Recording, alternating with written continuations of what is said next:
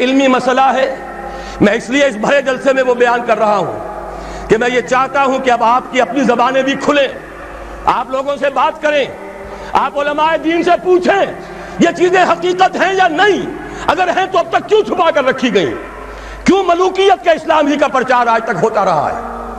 حضرت عمر فاروق کا ایک اجتہاد تھا، جو ملک مسلمانوں نے بزور شمشیر فتح کیے اس کی زمینیں کسی کی انفرادی ملکیت نہیں، مسلمانوں کی اجتماعی ملکیت، یہ مسلمانوں کے لیے وقف، مسلمان نہ صرف اس وقت کے مسلمان، آنے والے مسلمانوں کے لیے بھی وقف، ان کی بہبود، مجموعی بہبود کے لیے خرچ ہوگا۔ اس پر جو لوگ کام کریں گے وہ خراج دیں گے، چاہے مسلمان ہو چاہے غیر مسلم ہو۔ خراجی زمین قیامت تک خراجی رہے گی، چاہے بعد میں کہیں ہماری بدقسمتی سے، شامت اعمال سے کوئی غیر مسلم حکمران آ جائے، پھر اگر آزادی حاصل کی جائے، سٹیٹس نہیں بدلے گا زمینوں کا، ونس خراجی آلویز خراجی۔ یہ ذرا سمجھ لیجیے علمی بات کیا ہے۔ قرآن حکیم میں ایک حکم ہے انفال کا، مال غنیمت کا، یہ سورہ انفال میں ہے، 10ویں پارے کی پہلی آیت ہے، اور دوسرا حکم ہے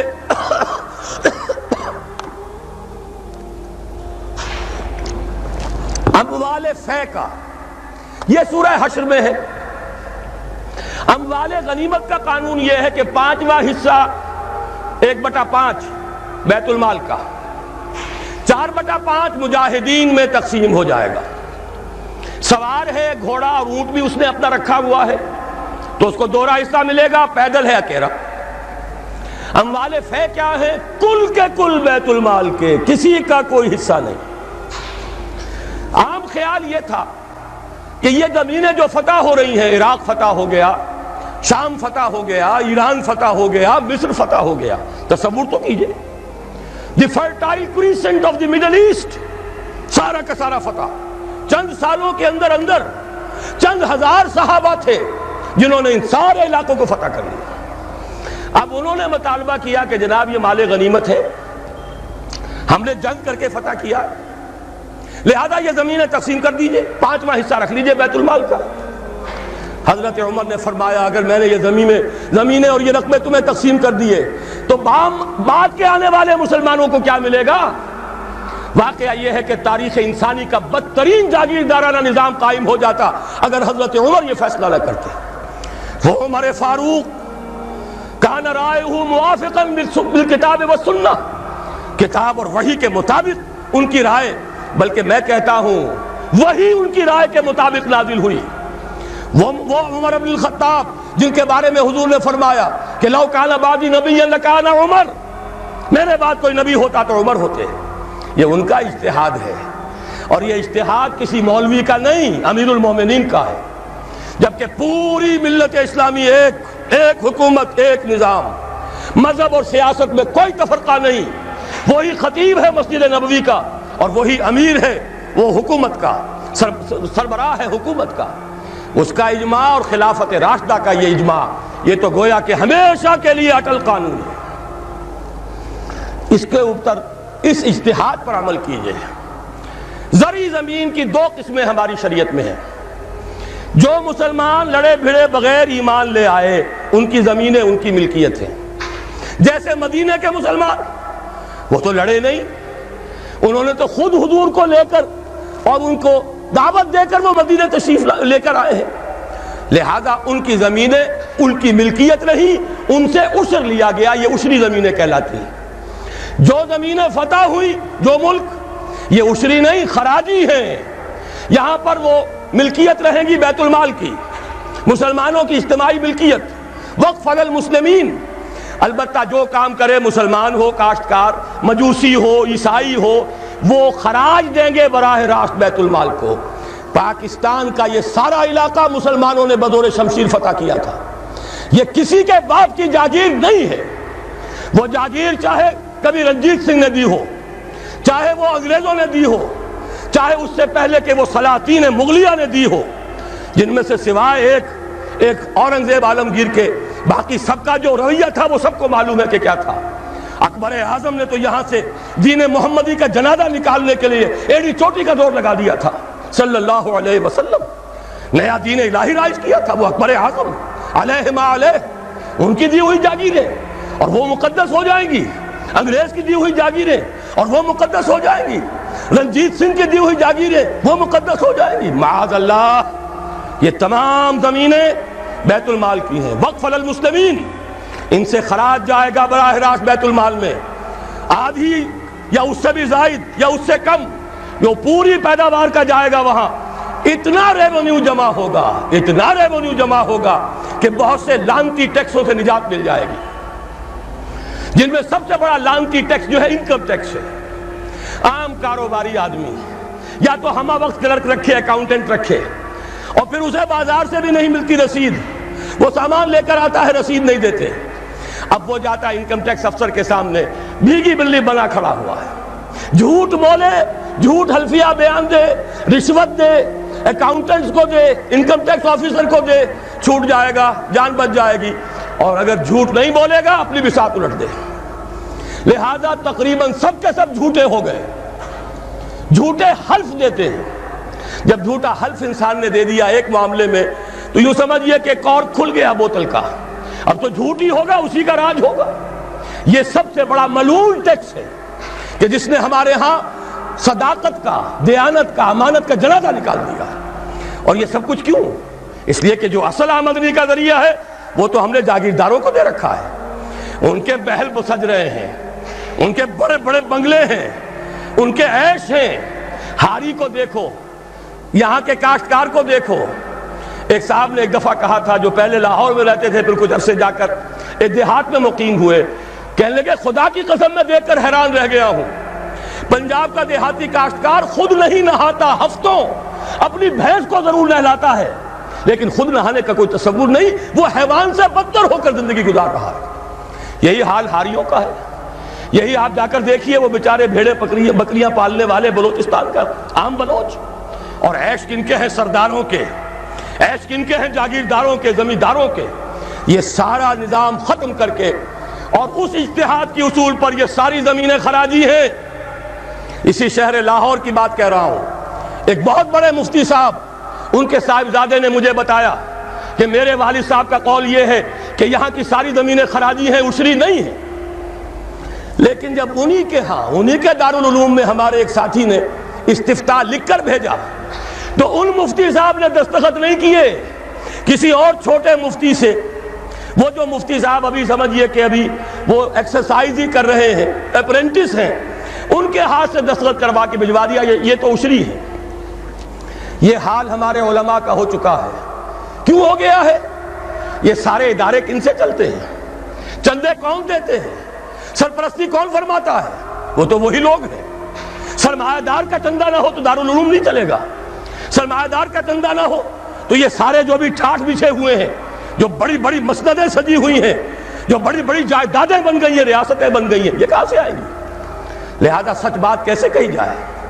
ان کے لیے ہیں مشکلات ہیں. لیکن اب ہمیں حقائق کو علل اعلان کہنا ہوگا. وہ جو اقبال نے کہا تھا، وہ شعر تو آپ کو سنایا جنرل صاحب نے، کس نہ باشد در جہاں محتاج کس، نقطہ شرع مبینی نس تو بس. اور میں آپ کو شعر سنا رہا ہوں جو حرف قل لفظ میں پوشیدہ تھی اب تک، اس دور میں شاید وہ حقیقت ہو نمودار. اور میں ابتدا میں کہہ چکا ہوں علامہ اقبال کی بات، میں ان کا ادنا طالب علم ہوں. ویسے میں انہیں کوئی معصوم نہیں سمجھتا. ان کی عملی زندگی ہمارے لیے مثالی نہیں ہے، قابل تقلید نہیں ہے. ان کا فکر ہے جو بہت بلند ہے. مجھے آج کے دور میں، اس پوری صدی میں، فکر کے اعتبار سے ان کے قریب بھی کوئی شخص نظر نہیں آیا. آج تک 60ویں برس میں ہوں اپنی عمر کے میں، اور مطالعہ کر رہا ہوں کم سے کم 40 برس سے. لیکن یہ کہ اپنی جگہ ہے. عظمت ایک پہلو سے بہت ہے، دوسرے پہلو سے وہ ہمارے لیے کوئی واجب التقلید نہیں. عملی زندگی خود وہ کہہ گئے. اقبال بڑا اپدیشک ہے، من باتوں میں موہ لیتا ہے. گفتار کا یہ غازی تو بنا، کردار کا غازی بن نہ سکا. کوئی بات نہیں، اللہ معاف فرمائے گا عمل کو.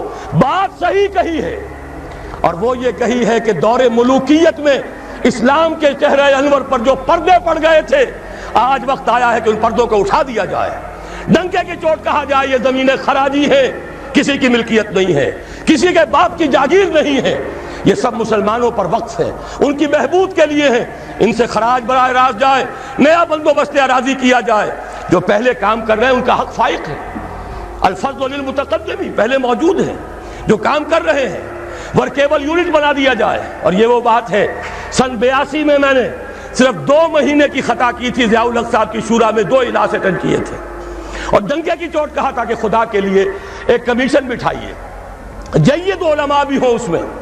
جب وہ دیکھیں گے کہ موقع ہے سچ بات کہنے کا تو بہت سے حضرات انشاءاللہ تعالی حق بیان کریں گے، لیکن یہ کہ ان کو موقع دیجئے، تحفظ دیجئے، اور یہ کہ بندوبست اراضی کے ماہرین کو بٹھائیے، زمین کا ایک نیا بندوبست ہو جو اس ملک کے لیے مفید ہو، جو عوام کی بہبود میں ہو، جس سے عدل و انصاف کے تقاضے پیدا ہو، پورے ہو جائیں، اور سارا ریونیو بیت المال کو، خزانے کو، اس لیے کہ خراج کی رقم ہر مصرف میں آ سکتی ہے، دفاعی مصرف میں آ سکتی ہے، انتظامی مصرفوں میں آ سکتی ہے، جبکہ عشر اور زکوٰۃ صرف مسلمانوں کی بہبود پر خرچ ہو سکتا ہے۔ لیکن خراج کا معاملہ یہ ہے کہ بہت سی چیزیں جس کے لیے ہمیں ٹیکسیشن کا سہارا لینا پڑتا ہے، وہ سب کے سب بھی ہم اس خراج کی رقم سے پورا کر سکیں گے۔ بہرحال یہ بڑا مشکل کام ہے، اس مشکل ہی کے لیے دعوت دینے کے لیے آپ کی خدمت میں حاضری ہوئی۔ مشکل کے بغیر دنیا میں کبھی کچھ نہیں ہوا، قربانی کے بغیر کہیں اسے آپ توہین رسالت نہ سمجھ لیں، معاذ اللہ ثم معاذ اللہ، قربانی کے بغیر محمد الرسول اللہ والذین معہ، اگر کسی کو حق پہنچتا تھا کہ انہیں کوئی تکلیف نہ پہنچتی اور انقلاب آ جاتا تو وہ محمد تھے صلی اللہ علیہ وسلم، وہ حقدار محبوب رب العالمین سید الاولین والآخرین، ان کو حق پہنچ سکتا تھا۔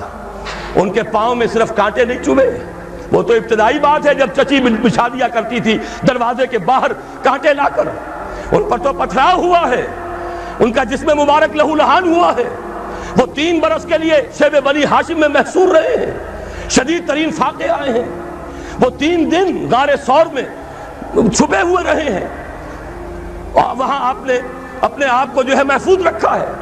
پھر کیا نہیں ہوا، جنگ بدر میں طویل ترین سجدہ کیا، اے اللہ کل جو مارکا ہونے والا ہے، اگر کہیں یہ 313 میرے 15 برس کی کمائی اگر کہیں یہ کل ختم ہو گئی تو پھر قیامت تک تیرا نام لینے والا کوئی نہ ہوگا۔ حضرت ابو بکر تھے جو جھونپڑی کے باہر پہرا دے رہے تھے ننگی تلوار کے ساتھ، انہوں نے عرض کیا حسبک حسبک حضور بس کیجئے بس کیجئے۔ پھر کیا غزوہ احد میں دندان مبارک شہید نہیں ہوئے؟ کیا 70 صحابہ شہید نہیں ہوئے؟ جن میں ایک حمزہ بھی ہے رضی اللہ تعالیٰ عنہ، اسد اللہ و اسد رسول ہی تو ہے ہی، سگے چچا بھی ہیں، خالہ زاد بھائی بھی ہیں، دودھ شریک بھائی بھی ہیں، ساتھ کے کھیلے ہوئے ہم جولی بھی ہیں۔ ان کی لاش آئی ہے، ناک کٹی ہوئی، کان کٹے ہوئے، پیٹ چاک کر کے کلیجہ چبا ہوا۔ اس کے بغیر انقلاب نہیں آیا تھا، اس کے بغیر نظام نہیں بدلتا۔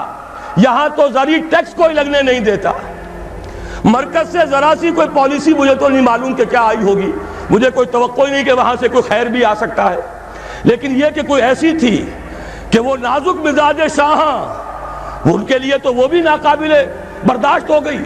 وہی آئی جے آئی کی حکومت مرکز میں، وہی آئی جے آئی کی حکومت یہاں، اور اس نے اس کے خلاف قرارداد پاس کر دی، اس لیے کہ ٹیکس نہیں دے سکتا، زمیندار نہیں، بیچارہ ایک تنخواہ دار ملازم 3000 4000 روپیہ جو آج کل کچھ بھی نہیں ہے، وہ تنخواہ لے رہا ہے، ایٹ سورس اس کا انکم ٹیکس کٹ جائے گا، انکم ٹیکس کٹے بغیر تنخواہ نہیں ملے گی۔